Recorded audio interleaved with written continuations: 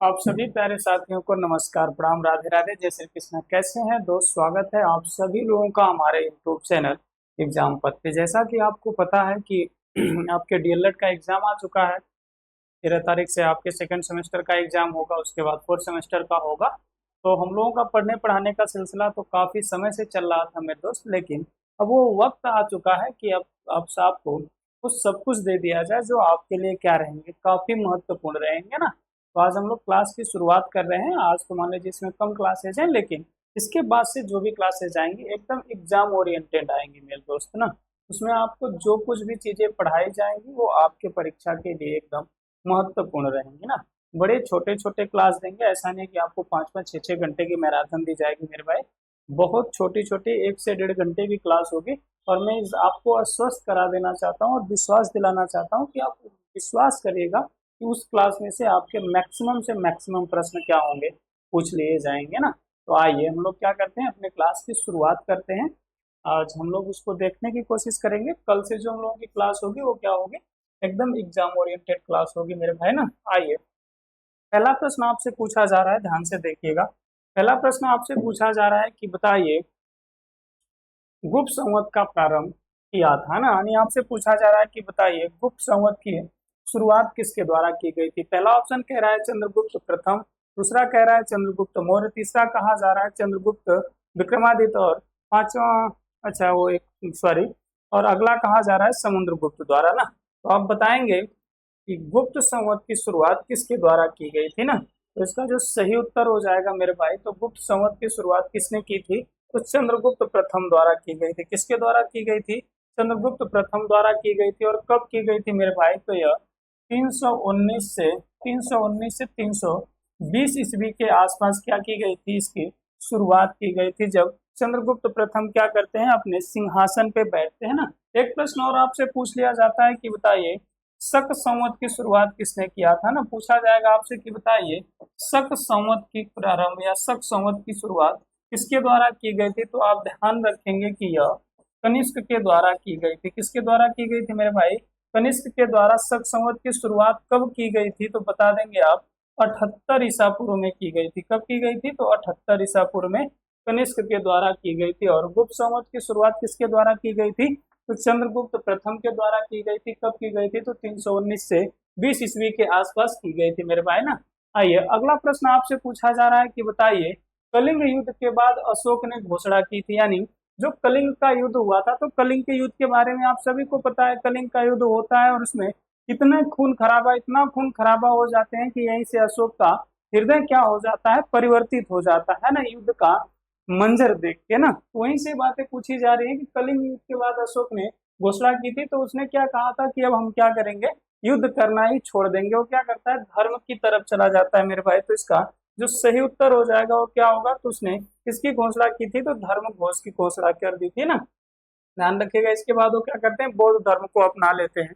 देखिए, अगला आपसे पूछा जा रहा है कि बताइए अधोलिखित में कौन सी गुप्तकालीन स्वर्ण मुद्रा है ना। आपसे पूछा जा रहा है कि बताइए अधोलिखित में कौन सी गुप्तकालीन स्वर्ण मुद्रा है। पहला कहा जा रहा है कौड़ी, दूसरा कहा जा रहा है दिनार, तीसरा कहा जा रहा है निष्क, और चौथा कहा जा रहा है पर्ण। तो इसका जो सही उत्तर होना चाहिए मेरे भाई वो क्या होगा, इसका सही उत्तर हो जाएगा दिनार। कौन सा हो जाएगा? तो इसका सही उत्तर हो जाएगा दिनार मेरे भाई। आइए, अगला प्रश्न देखते हैं। अगला प्रश्न आपसे पूछा जा रहा है कि बताइए तराइन का प्रथम युद्ध हुआ था, यानी तराइन का प्रथम युद्ध कहाँ हुआ था, किसके किसके बीच में हुआ था। ये बातें आप पहले से भी जान रहे हैं ना, तो फटाफट से क्या करेंगे, इसका उत्तर लगाते हैं। आप लोग बताइएगा तो तराइन का प्रथम युद्ध किसके किसके बीच में हुआ था। तो ध्यान रखेंगे, तराइन का प्रथम युद्ध होता है मोहम्मद गोरी, मोहम्मद गोरी और मोहम्मद गोरी और पृथ्वीराज चौहान के बीच होता है। किसके बीच होता है? तो पृथ्वीराज चौहान के बीच होता है मेरे भाई ना। जिसमें विजय किसकी होती है, तो पृथ्वीराज चौहान की क्या होती है, विजय हो जाती है। और यह हुआ कब था, तो इसको ध्यान रखिएगा 1991 में तराइन का प्रथम युद्ध होता है। तो देख के कहाँ मिल रहा है आपको, मोहम्मद गोरी और पृथ्वीराज चौहान, मोहम्मद गोरी और पृथ्वी, दो ऑप्शन सेम हो गए मेरे भाई, 2 और 3 दोनों। इसमें से जो इच्छा करे आपकी क्या करेंगे, लगा देंगे ना। हम लगा देते हैं मोहम्मद गोरी और पृथ्वीराज चौहान के मध्य हुआ था। कब हुआ था? तो 1991 में हुआ था मेरे भाई ना। अगला आइएगा, पूछा जा रहा है कि बताइए दिलवाड़ा जैन मंदिर कहाँ स्थित है। बड़ा ही फेवरेट प्रश्न है, यूपी टेट वगैरह में भी पूछे जाते रहे हैं ये प्रश्न। आपसे पूछा जा रहा है कि बताइए दिलवाड़ा जैन मंदिर कहाँ स्थित है, मध्य प्रदेश में, राजस्थान में, उत्तर प्रदेश में या गुजरात में ना। तो फटाफट से आप बता देंगे दिलवाड़ा जैन मंदिर कहाँ पर स्थित है मेरे भाई। तो यह ध्यान रखेंगे कहाँ पर स्थित है, तो यह राजस्थान में स्थित है ना। उत्तर प्रदेश में एक मंदिर है कानपुर में जिसे कहते हैं भीतर गांव की मंदिर। क्या कहते हैं?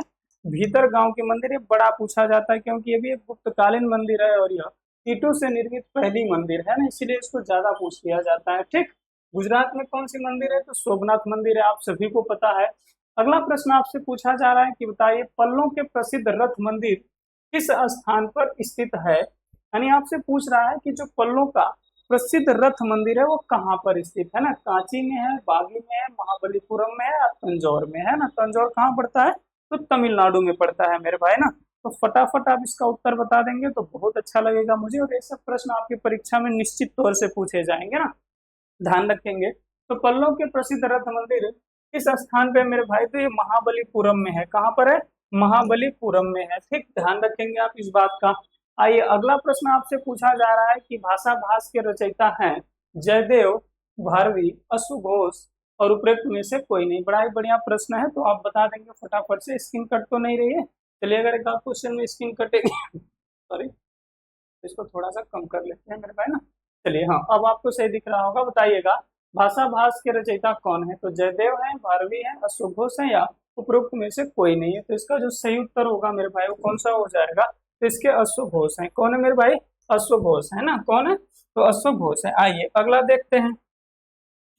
अगला आपसे पूछा जा रहा है कि छत्रपति शिवा के दरबार में अष्ट प्रधान होते थे, 8 मंत्री, 8 लेखक कवि, 8 महल सेवक या 8 पुरोहित हुआ करते थे ना। ये बड़ी प्रसिद्ध बातें, ये बातें सभी को पता होंगी मेरे भाई। तो इनके दरबार में 8 मंत्री हुआ करते थे। कौन हुआ करते थे? तो 8 मंत्री हुआ करते थे ना। कितना बेसिक सा प्रश्न पूछ लिया है। आइए अगला देखिएगा, आपसे पूछा जा रहा है कि बताइए मानसूनी पवन कहलाती हैं विषुवत-रेखी पवन, मौसमी पवन, अस्थाई पवन या समुद्रिक पवन ना। बड़ा बेसिक सा प्रश्न है, थोड़ा सा भी दिमाग लगाएंगे तो इस प्रश्न का उत्तर आप पा जाएंगे मेरे भाई ना। मानसूनी, आपको भी पता है कि जब जब मानसून आता है तो उसको हम लोग क्या कहते हैं? मौसमी पवनें कहते हैं। जैसे ठंडी है तो ठंडी ठंडी हवाएं, गर्मी है तो लू चलेगी, बारिश की तो बात ही नहीं करते हैं उसमें तो जब जिधर से देखें उधर से कोई ना कोई आता रहता है मेरे भाई ना। तो इसका सही उत्तर क्या हो जाएगा? तो इसका सही उत्तर होगा मौसमी पवनें ना। मानसूनी पवनों को ही हम लोग क्या कहते हैं? मौसमी पवनें भी कहते हैं मेरे भाई। अगला आपसे पूछा जा रहा है बताइए वायुमंडल में सबसे अधिक कौन सी गैस की मात्रा पाई जाती है ना। वायुमंडल में सबसे अधिक कौन सी गैस की मात्रा पाई जाती है? पहला कह रहा है ऑक्सीजन, दूसरा कह रहा है नाइट्रोजन, तीसरा कह रहा है कार्बन और चौथा कह रहा है हाइड्रोजन ना। बड़ा बढ़िया प्रश्न है, बता दीजिएगा इसका सही उत्तर क्या होगा। उम्मीद करेंगे कि इस प्रश्न का उत्तर आप सभी के सभी लोग क्या करेंगे? दे देंगे मेरे भाई ना। चलिए तो फटाफट से क्या करेंगे, आप उत्तर बता देंगे ना। तो ध्यान रखिएगा हमारे वायुमंडल में है सबसे अधिक जो गैस पाई जाती है वो कौन सी पाई जाती है? नाइट्रोजन। नाइट्रोजन कितना प्रतिशत पाई जाती है? तो 78% पाई जाती है मेरे भाई। कितना पाई जाती है? तो यह 78% पाई जाती है। और ऑक्सीजन कितना पाई जाती है? तो ऑक्सीजन पाई जाती है आपकी 21%। और यह कितना पाई जाती है? तो 0.03% के आसपास मान लेते हैं, इसको कहेंगे 0.4% भी लिख के दे देगा तो आप एकदम परेशान नहीं होंगे। हालांकि 4 ही लिख देते हैं, नहीं तो आप कहेंगे कि 3 लिख दे, है ना। एग्जैक्ट डाटा के अनुसार इसको 0.04 से भी थोड़ा अधिक रखा जाता है ना। आइए अगला आपसे पूछा जा रहा है कि 66.5 डिग्री से ध्रुवों के मध्य पाए जाने वाले ताप कटिबंध है शीतोष्ण, शीत, उष्ण या उपरोक्त में से कोई नहीं। बड़ा बेसिक सा प्रश्न पूछ रहा है, हम कई बार आपको ये प्रश्न बता भी चुके हैं। आइए एक बार और आपको समझा देते हैं, बड़े बढ़िया आपको समझ में आ जाएगा मेरे भाई ना। बस आप थोड़ा सा ध्यान देंगे तो चीजें आपको क्या हो जाएंगी?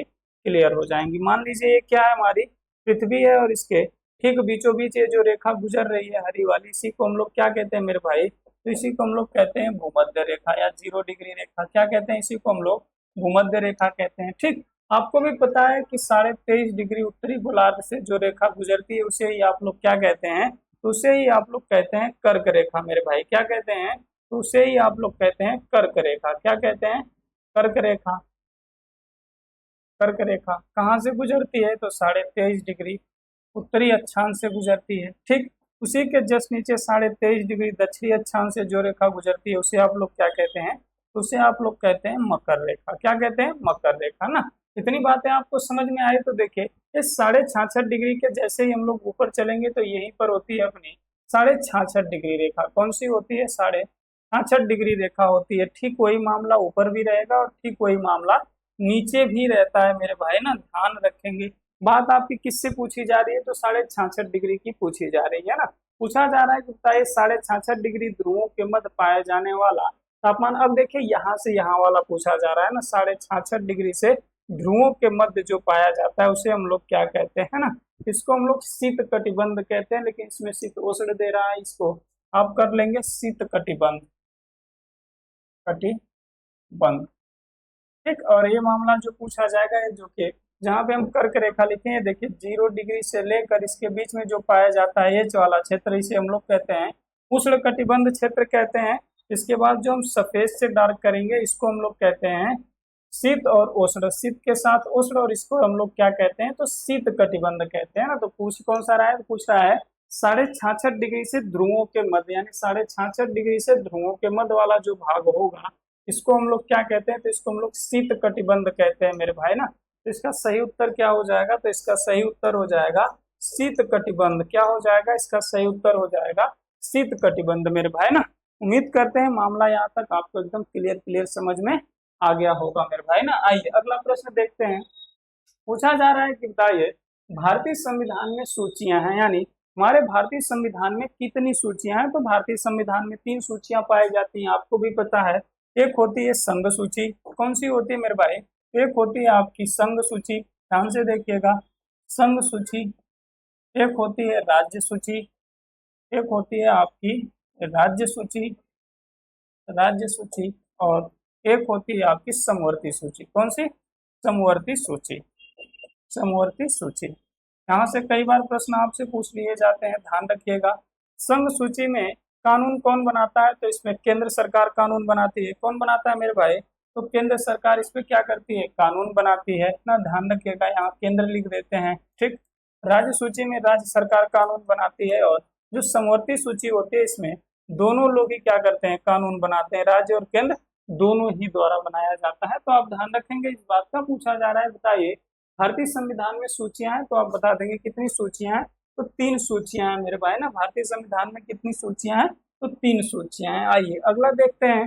भारतीय संविधान के प्रारूप समिति के अध्यक्ष थे, बहुत पुराना और बहुत फेवरेट क्वेश्चन है मेरे भाई ना।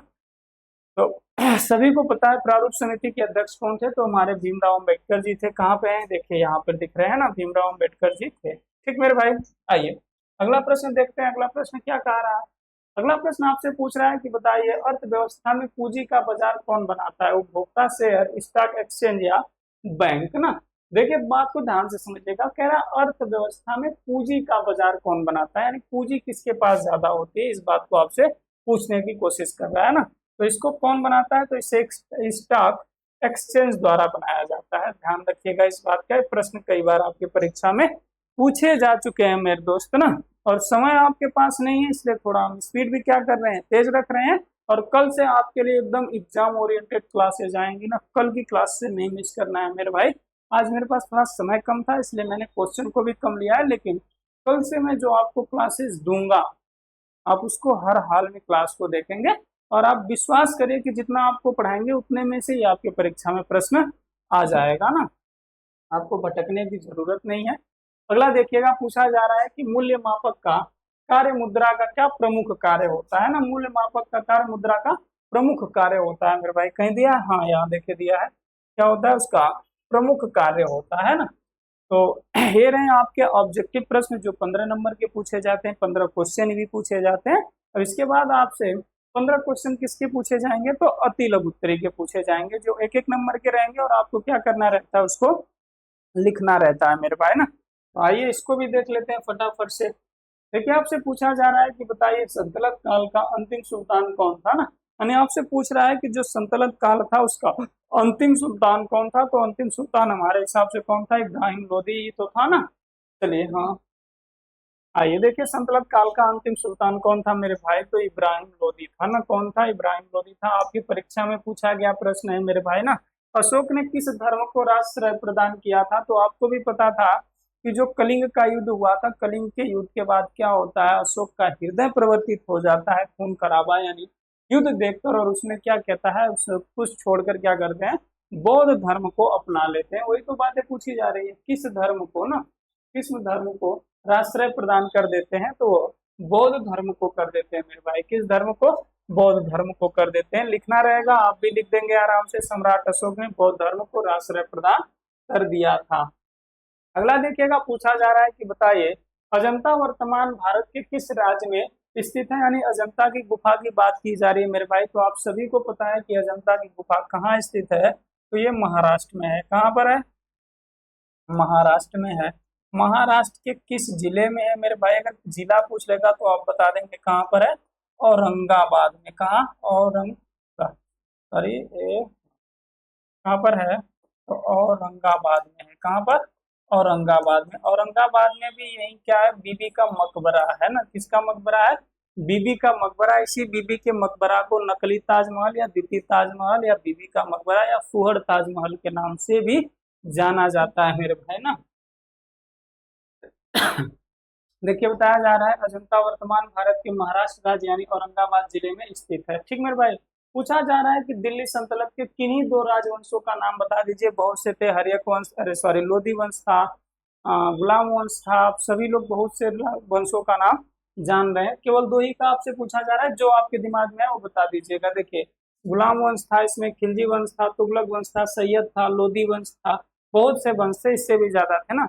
पूछा जा रहा है हर्षकालीन दो शिक्षा के केंद्र के नाम बताए, यानी हर्षवर्धन की बात की जा रही है कि उस समय कौन कौन थे। तो तक्षशिला तो सबसे पुराना था ही था, इनके समय में नालंदा भी था। तो तक्षशिला का नाम बता देंगे और नालंदा का आप नाम बता देंगे मेरे भाई ना। तक्षशिला कहाँ पर पड़ता है, तो ये वर्तमान समय में पाकिस्तान में पड़ता है। कहाँ पर पड़ता है, तो ये वर्तमान समय में पाकिस्तान के पंजाब प्रांत के रावलपिंडी में स्थित है। और नालंदा कहाँ पर पड़ता है, तो बिहार में पड़ता है मेरे भाई। कहाँ पड़ता है, बिहार में पड़ता है, ध्यान रखेंगे इस बात को भी ना। किस अक्षांश रेखा को भूमध्य रेखा कहा जाता है, अभी अभी आपको बता के आए मेरे भाई। जो बीचों बीच पृथ्वी के ठीक बीचों बीच जो रेखा गुजरती है उसे ही हम लोग क्या कहते हैं, उसे ही हम लोग अक्षांश रेखा कह देते हैं। क्या कह देते हैं, किस अक्षांश, भूमध्य रेखा कह देते हैं ना। भूमध्य रेखा पूछा गया, इसी को 0 डिग्री या इसी को अक्षांश रेखा भी कहा जाता है मेरे भाई ना। शून्य अंश को अक्षांश डिग्री या भूमध्य रेखा या विषुवत रेखा के नाम से जाना जाता है। पूछा जा रहा है बताइए अपक्षय क्या है ना। अपक्षय समझ रहे हैं क्या है, तो जैसे ये मान लीजिए अपनी क्या रही, पृथ्वी है, तो पृथ्वी के जो ऊपर वाली मिट्टी या कंकड़ वाले भाग होते हैं टूट फूट के क्या होते हैं, आपस में इधर उधर बिखर जाते हैं। उसी प्रक्रिया को हम लोग क्या कहते हैं मेरे भाई, अपक्षय कहते हैं। क्या कहते हैं, अपक्षय कहते हैं। देखिए बता रहा है कि पृथ्वी की सतह पर स्थित चट्टानों को अपने ही स्थान पर टूटने फूटने की प्रकृति क्रिया को क्या कहा जाता है, तो अपक्षय कहा जाता है मेरे भाई। आप क्या करेंगे, परीक्षा में आराम से लिख देंगे ना। कुछ कट तो नहीं रहा है स्क्रीन से, नहीं सब कुछ ठीक है मेरे भाई ना। चलिए आइए आगे देखते हैं, अगला प्रश्न आपसे क्या कह रहा है।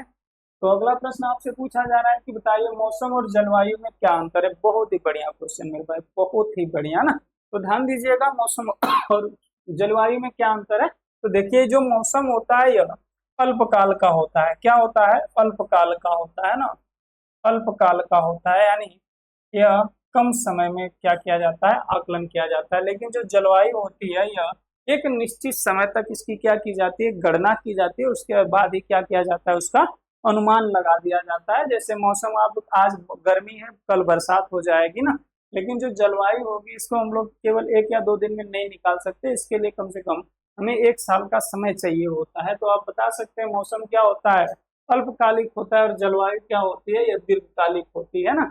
देखिए बताया जा रहा है मौसम वायुमंडल की अल्पकालिक यानी क्षण भर या 1 दिन की अवस्था है, जबकि जलवायु किसी स्थान के लंबे समय लगभग 30 से 35 वर्षों के औसत मौसम को कहते हैं मेरे भाई, ध्यान रखिएगा।